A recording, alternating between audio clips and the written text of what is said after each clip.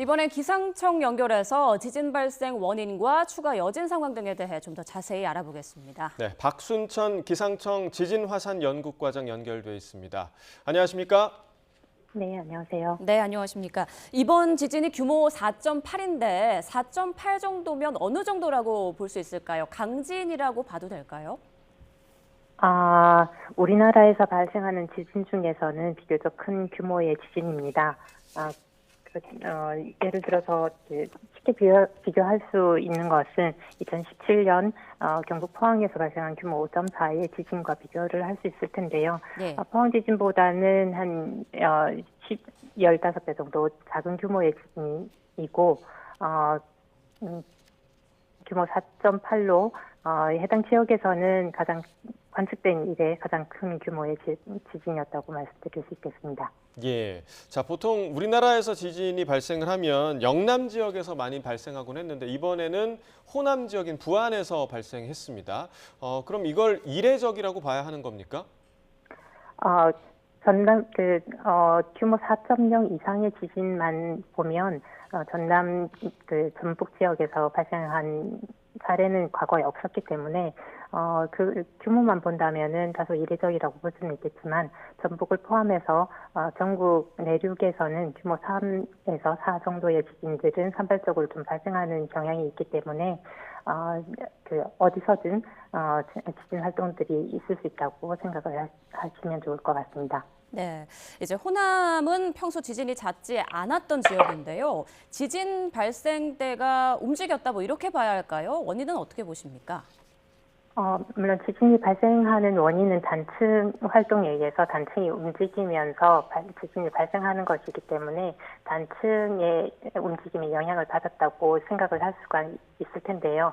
지금까지 공식적으로 활용할 수 있는 정보 중에서는 이 지역에 대해서 명확하게 이번 지진을 발생시켰던 단층이 어떤 것인지에 대한 정보는 아직 명확하지는 않습니다. 그래서 추후 좀 더 조사나 정보 활용이 필요할 것 같습니다. 예. 자, 강한 규모의 지진이 발생하면 항상 이제 걱정하는 부분이 바로 여진입니다. 현재까지 여진은 얼마나 일어난 겁니까? 있었습니까? 네. 오후 1시 50분까지 집계된 여진 횟수는 총 14회였고요. 오전부터 4.8 지진이 발생한 이후부터 14회의 여진이 작은 규모의 여진이 이어지고 있습니다. 그렇지만 발생한 여진 중에서 최대 규모는 1.5로 비교적 작은 규모의 여진이 이어지고 있습니다. 네.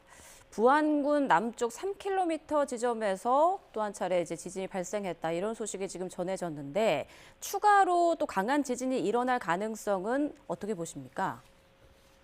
추가로 강한 지진이 발생할 가능성에 대해서는 단정하기 어려울 거라고 생각이 들고요.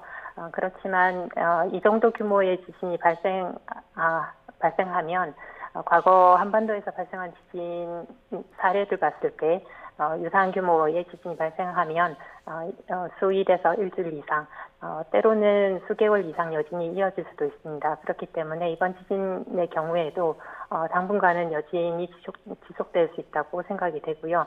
특히 앞으로 일주일 정도는 사람들이 느낄 수 있는 그런 여진이 발생할 가능성도 있다고 생각이 되고 주의가 필요하다고 봅니다. 네.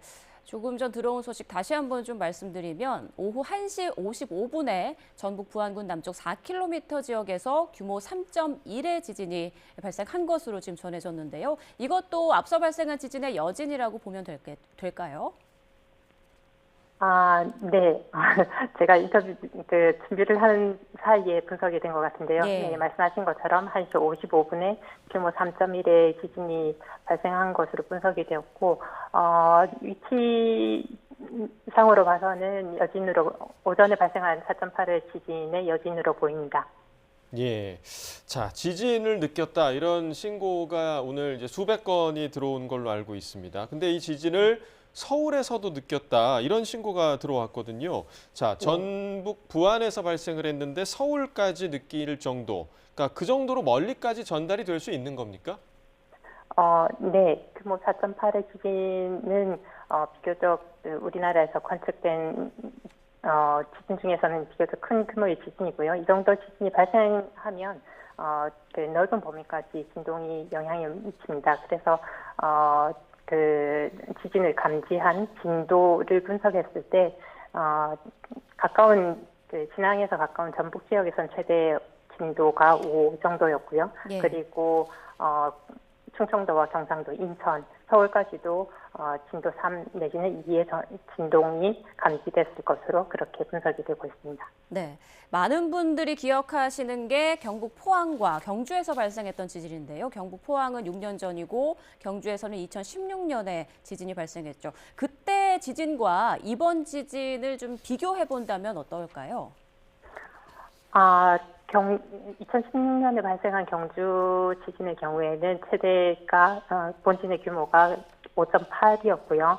이번 지진보다는 에너지 이상으로 비교를 하자면 32배 정도 더 큰 지진이었다고 볼 수가 있습니다. 그렇기 때문에 아주 지금 발생한 지진보다는 훨씬 더 규모가 컸고요. 그래서 그에 따라서 광범위하게 지진이 감지가 되고 피해도 발생한 것으로 그렇게 파악되고 있습니다. 2017년에 포항 지진의 경우에도 경주 지진보다는 규모가 작지만 이번 지진보다는 규모가 더 컸고요. 그래서 국지적으로 조금 좁은 범위긴 하겠지만 피해가 많이 발생했던 것으로 그렇게 파악이 되고 있습니다. 이번 지진은 경주 지진이나 포항 지진에 비해서는 규모가 상대적으로 좀 작은 편이어서 넓은 범위의 피해가 심각한 피해가 발생한다기보다는 광범위하게 진동을 느끼고 진앙 가까운 곳에서 가벼운 피해가 발생할 수 있는 그런 정도의 지진이라고 볼 수가 있겠습니다. 예. 자, 결국 이제 지진이 피해로 이어지느냐 이 부분은 그 진앙의 깊이가 굉장히 큰 영향을 주는데 이번 지진은 좀 어떻다고 좀 분석이 되나요? 지금까지 분석된 결과로는 지진의 깊이는 8km로 분석이 되었고요. 예.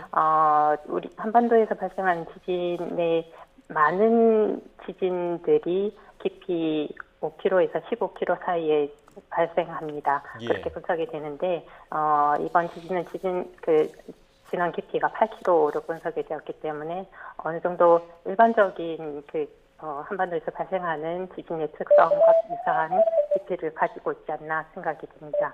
네, 알겠습니다. 지금까지 박순천 기상청 지진화산 연구과장과 함께 이야기 나눠봤습니다. 고맙습니다. 네, 감사합니다.